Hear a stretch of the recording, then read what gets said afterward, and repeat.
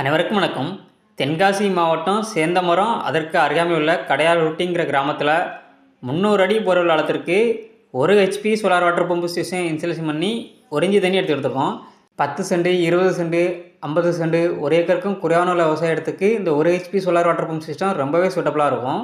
இந்த இடத்துல பார்த்திங்கன்னா ஆல்ரெடி ஃபார்மரு ஆயில் இன்ஜின் மூலமாக தான் விவசாயம் பண்ணிட்டு இருந்தாங்க. அதுக்கு அதிகப்படியான டீசல் செலவு காரணமாக நம்ம இந்த இடத்துல நம்ம சோலார் வாட்டர் பம்ப் ப்ராஜெக்ட்டை சக்ஸஸ்ஃபுல்லாக கம்ப்ளீட் பண்ணி கொடுத்துருக்கோம். இந்த இடத்துல எங்களுடைய வாடிக்கையாளர் மிஸ்டர் திருமச்சாமி அவங்களுக்கு ரொம்பவே குறைவான உள்ள விவசாய இடம் தான், முழுவதுமே தென்னை மரங்களை தான் பயிரிட்டு இருக்காங்க.